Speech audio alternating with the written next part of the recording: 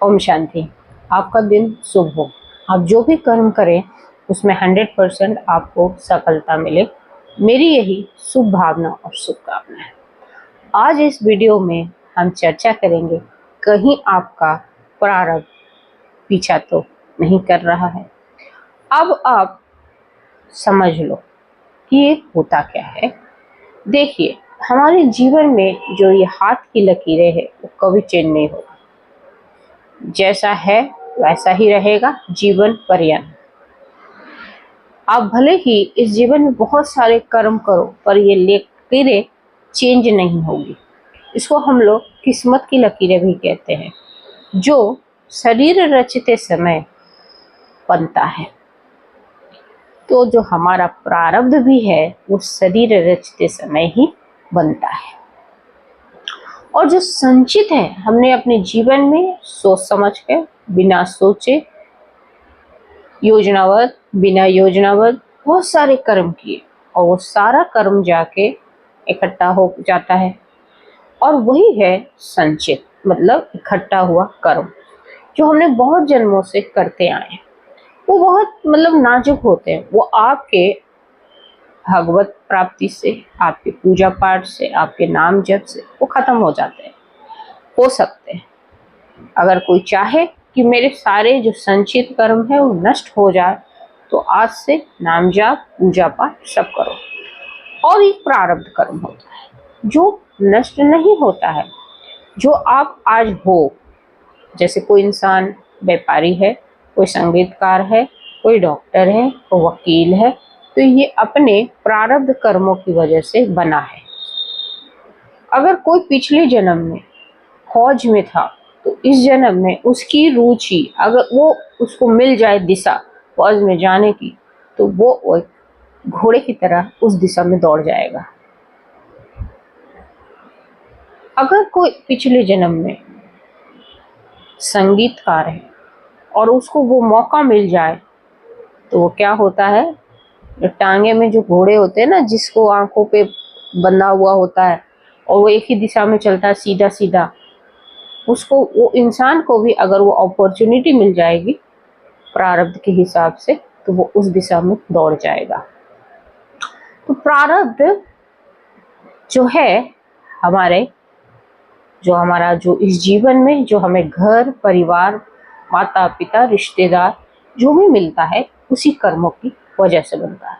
और जो हम इस जीवन में अभी जब से बचपन से जो भी कर्म करना शुरू किए हैं, वो हमारे नवीन कर्म है, क्रियामान कर्म, और ये भी जाके संचित में जमा होगा। और इसमें से जो अधिकांश, ऐसा तो नहीं है कि हर इंसान पाप कर्म ही कर रहा है या हर इंसान अच्छे अच्छे कर्म कर रहा है, दोनों ही कर्म कर रहा है। और यही दोनों कर्म की जो फसल है, जो हम बो रहे हैं, आगे चल के हमारा प्रारब्ध होगा, और फिर हम अगले जन्म में इसको काटेंगे। जैसे आप मीरा जी को, मीरा गिरधर गोपाल के जो मग्न रहती थी मीरा, उनका जब जीवन देखोगे तो वो क्या थी पिछले जन्म में, जो मीरा इस जन्म में बनी थी, जब भी थी, वो प्रारब्ध के अनुसार बनी थी कि पिछले जन्म में वो एक गोपी थी जो कृष्ण के प्रेम में मग्न रहती थी, गोपी। और इस जन्म में वो मीरा में जन्म ली। अब अपने ही प्रारब्ध को कैसे पाया, जब वो 7 साल की थी और एक बारात जा रहा था, तो बड़ी ही तोतली प्यारी आवाज में अपनी माँ से पूछती है कि माँ, मेरी शादी कब होगी और ये कौन है जो घोड़े पे बैठ के जा रहा है। वो बारात थी और घोड़े पे दूल्हा था। माँ ने कहा कि वो दूल्हा है, अपनी दुल्हन को ब्याहने जा रहा है, और तेरा भी एक दिन दूल्हा आएगा और तेरी भी ऐसे ही शादी होगी। मीरा का बचपन का जो मन होता है, उसको जानने की जिज्ञासा हुई कि मेरा दूल्हा कौन है, मुझे बता माँ, मेरा दूल्हा कौन है। और इतने सवाल करने के बाद जब माँ का माथा गर्म हो जाता है, जब बच्चे बार बार एक ही सवाल करते हैं तो कैसे इरिटेट हो जाते हैं हम, वैसे ही उसकी माँ ने जब देखा कि पीछे से जो खिलौने वाले के हाथ में एक कान्हा का मूर्ति है जो काली है, उसने उसको बोल दी कि ये है तेरा दूल्हा। अब उसके मन मस्तिष्क में जो वो प्रारब्ध उसको दिख गया, अब वो बैठ गया कि उसने उसी दिन से मान लिया कि ये मेरा दूल्हा है। और वो अपनी माँ से पूछने लगी कि मेरा दूल्हा मुझे ब्याहने कब आएगा, मेरी शादी कब होगी। पूरे रात उसने यही कहा कि मुझे मेरा दूल्हा लाके दो, अभी तक मेरे घर क्यों नहीं आया। और मूर्ति वाला, खिलौने वाला वो मूर्ति लेके पीछे पीछे उस बारात के ही चल रहा था। दूसरे दिन देखो कैसी अद्भुत मतलब लीला थी कान्हा की, कि उस खिलौने वाले के सपने में कान्हा आते हैं और कहते हैं कि खिलौना तो मैं तेरे माध्यम बना हूँ, तुम ये खिलौना जहाँ पहुँचाना वहाँ पहुँचा दो। और मीरा के घर पहुँचा दिया। और जब मीरा की माँ ने कहा कि तुम ये खिलौना क्यों लेके आए हो, कल ही दे देते, तो वो कहता है कि कल कैसे देता, गोपाल का तो आज ही मुझे आदेश आया है कि ये खिलौना मीरा को देना है। उनके लिए तो वो खिलौना था और मीरा के लिए तो उसका जीवन साथी था, जिससे उसका विवाह होना था और जिसको अपने पति मान चुकी थी। तो ये प्रारब्ध नहीं था तो क्या था, और जो जन्मों से पीछा करता हुआ आ रहा था। तो ऐसे ही प्रारब्ध हमारे जन्मों से भी हमारा पीछा करता आ रहा है। अच्छा, आप लोग ने श्री राम जी की रामायण पढ़ा होगा या सुना होगा या देखा होगा टीवी पे। क्या बताइए, सीता जी को पता नहीं था कि वो सोने का हिरण नहीं है? क्या श्री राम जी ने जो बाली की हत्या की थी छुप के, क्या वो मर्यादा के अनुसार था? तो ये लोगों ने ये जानबूझ के क्यों किया? भीष्म पिता महाभारत के दौरान जब राजकुमार थे तो वो सांप को, रास्ते पे पड़े के सांप को, तो किसी जानवर अगर सांप शांति से सो रहा है तो उसको तंग नहीं करना चाहिए। क्या उन्होंने शिक्षा नहीं ली थी कि उसको तीर से उठा के सांप को फेंक दिया था और झाड़ियों में सारे कांटे चुभ गए थे उनके शरीर में, और ये कर्म का उनको खामियाजा भुगतना पड़ा। जब वो महाभारत के युद्ध के दौरान जब शेष सैया मतलब सैया पे लेटे हैं, वो तीर की सैया पे, तो द्रौपदी पूछती है उनसे कि तुम ऐसे सैया भीदे हुए है शरीर में क्यों बैठे हो तुम? तो वो कहते हैं कि मैंने ऐसे कर्म किए थे, ये मेरा प्रारब्ध कर्म है और ये चलेगा और इसको मुझे भोगना पड़ेगा।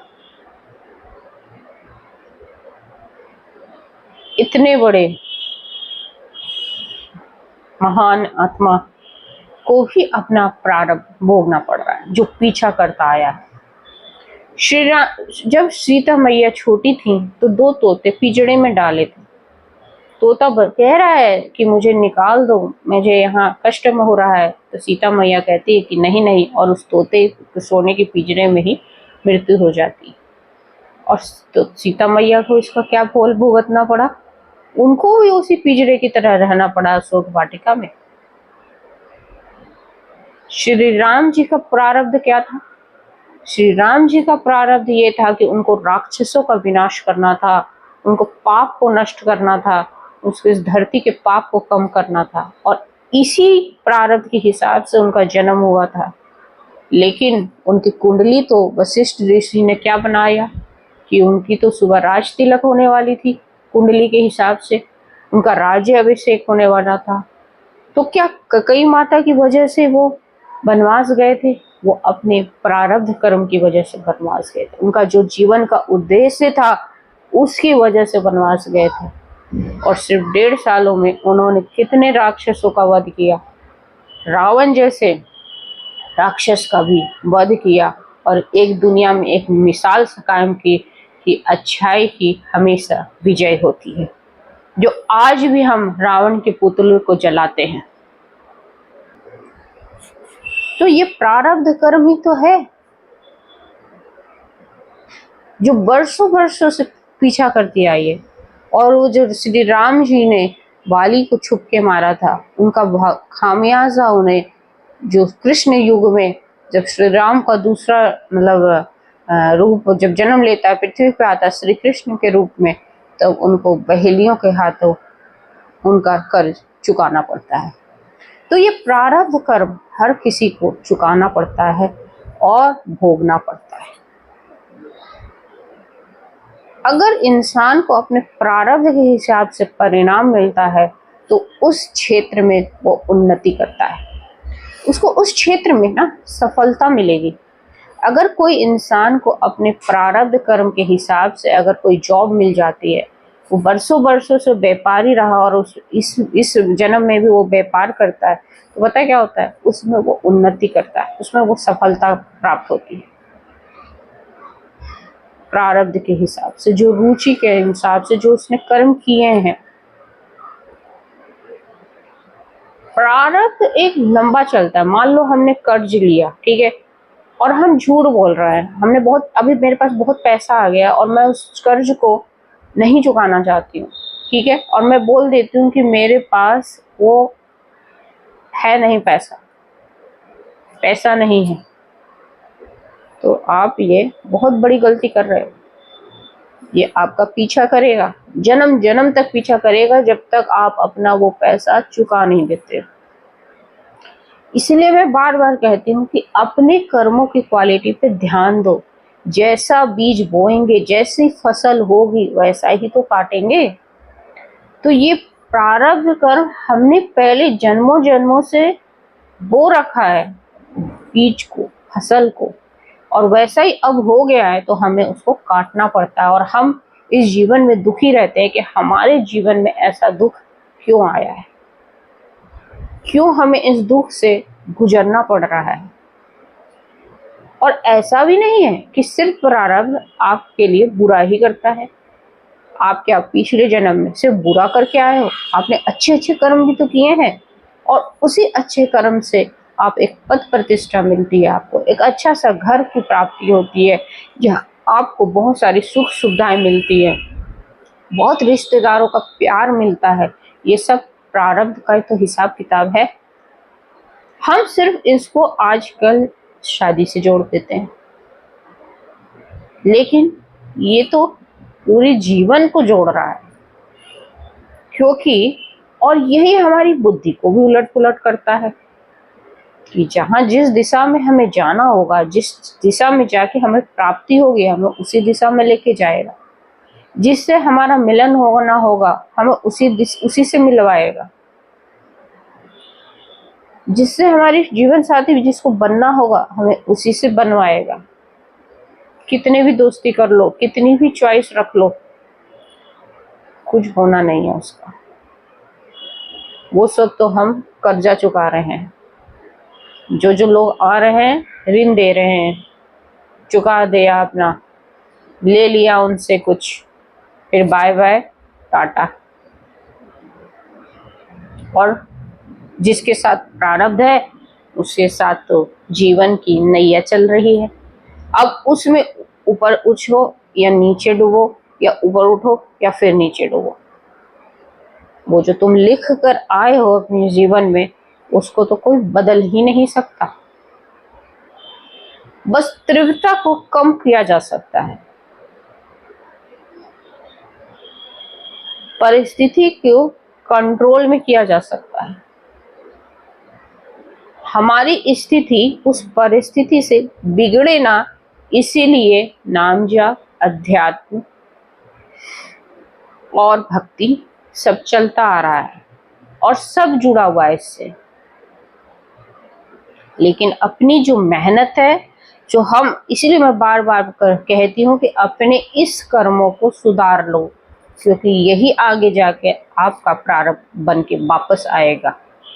और संचित को नाम जाप से, अध्यात्म से खत्म कर दो, भस्म कर दो।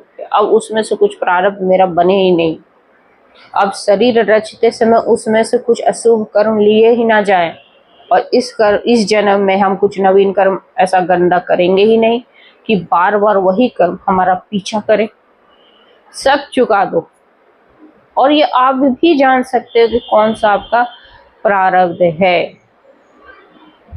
जिस दिशा में आपको उन्नति मिल रही है, वो आपका प्रारब्ध है। जिस दिशा में आपको परिणाम मिल रहे हैं किसी भी चीज का, वो आपका प्रारब्ध है। मुझे लगता है अब आपको ये बात समझ में आ गई होगी कि प्रारब्ध क्या है। होप सो आपको ये अच्छे लगे, तो चैनल को ज़्यादा से ज़्यादा शेयर करें, और थैंक यू। जय हिंद, जय भारत। आपका दिन शुभ हो।